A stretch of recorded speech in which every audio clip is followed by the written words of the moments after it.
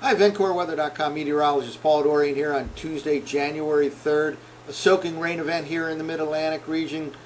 Once this rain moves on out of here later today and early tonight, we'll look forward to a pretty mild day on Wednesday, but then big changes in terms of the temperature pattern. Much colder air moves in tomorrow night, Wednesday night, and that very cold weather will last right through the upcoming weekend into the early part of next week. Not necessarily beyond that. There looks like there may be another 2 or 3 day warm up after this several day period of well below normal temperatures coming up, but indeed this will be the coldest air of the season so far. Once we get into Wednesday night right through the weekend, high temperatures late in the weekend this weekend will struggle to pass the freezing mark in many parts of the I-95 corridor region between D.C., Philadelphia, and New York City. There are also a couple of snow threats primarily to the south and east of the I-95 corridor, but both are close enough and there's still time for things to shift a little bit to the north and west. We'll take a closer look at these upcoming threats. One would be Thursday night and Friday, and the other one late Saturday night time frame. First, let's look at today's soaking rainfall on radar. Here's a radar loop.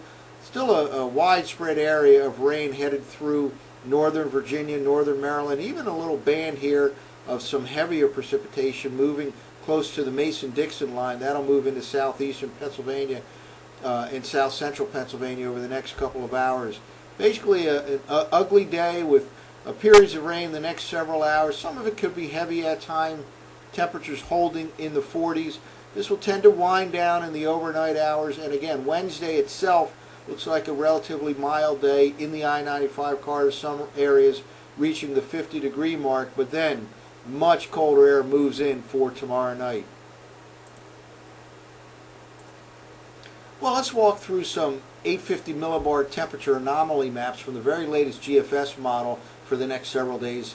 This is from the 12Z GFS model run. This is actually the current condition here with much warmer than normal conditions, at least at 850 millibars, the lowest part of the atmosphere, about 5,000 feet up. A lot of cold here showing up in the blues and purples out in the western half of the nation. Let's just progress in 24-hour increments. This is now for tomorrow morning here, for Wednesday morning here. Notice warmer than normal conditions hanging on here in the northeastern U.S., but this wall of cold progressing eastward across the northern plains and into the Ohio Valley. Again, for tomorrow morning, another mild day here in D.C., Philadelphia, and New York City, but the colder air really rushes in tomorrow night. Well, now we're jumping ahead 4 to 8 hours for the very latest forecast map for Thursday morning, and that cold air has indeed pushed all the way into the northeastern part of the country, extending pretty much from coast to coast, at least across the northern half of the country. Colder than normal way out here in the western U.S. and all the way throughout the northern plains and into the northeastern part of the country. Let's now jump ahead another 24 hours. And here we go. This is the forecast map for Friday morning. Colder than normal conditions continue to exist throughout the Ohio Valley into the Mid-Atlantic region. Against many areas in the I-95 corridor will struggle to reach the freezing mark on Friday, Saturday, and Sunday. At best, the low to mid-30s in the I-95 corridor, could even hold in the upper 20s in some areas this weekend. Now let's focus in on the threats for snow in the upcoming several days. Well, let's start off by taking a look at the upper level situation. Situation at 500 millibars is 2 or 3 players here that will be important over the next several days. First of all, upper level energy right here as of tomorrow morning. This is a 24-hour forecast from this morning's GFS. This is associated with the initial cold frontal system, the first blast of colder air that will arrive here tomorrow night, Wednesday night.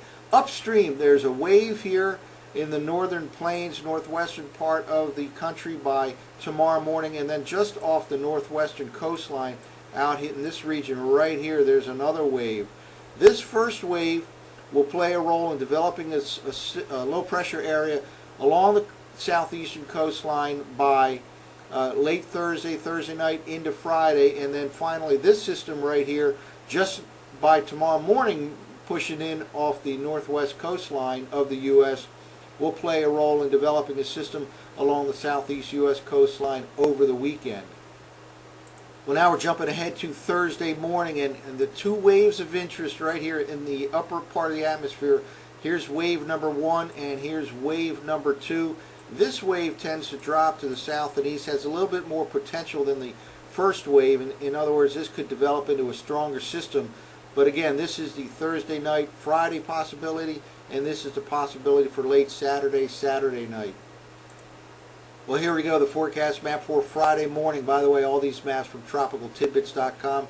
That first wave right in this region here as of Friday morning, and there will be some low pressure off the mid-Atlantic, or at least the somewhere in the middle part of the East Coast region here, moving off to the north and east associated with this first upper level low. And then here's that second wave of energy here that could cause another system to form over the weekend along the southeast U.S. coastline. And finally, here's the forecast map for Saturday morning in the upper levels of the atmosphere. That first wave is gone at this point, and here's that second wave. It drops farther to the south and east, hence has a chance to develop into a stronger system. But right now, the bulk of the action appears to be to the south and east of the Mid-Atlantic coastline, the I-95 corridor between D.C. and New York City. Obviously, there's some time for this whole pattern to shift farther to the north and west. Right now, however, the bulk of the activity appears to be just to the south and east. Let's now take a look at some surface forecast maps. Well, we'll kind of walk through the surface forecast maps. Again, these maps from tropicaltidbits.com using the 12Z GFS model run. This is for early this afternoon. Lots of rain here, a soaking rain event in the Mid-Atlantic region.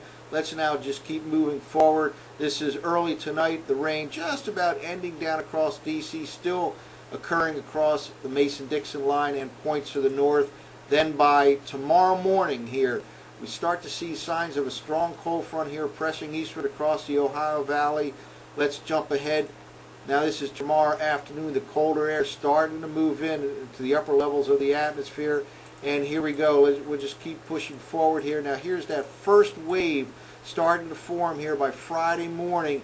And again, the bulk of the action off the southeast of the I-95 corridor region of D.C. to New York City. Still some snow backs in just to the I-95 corridor.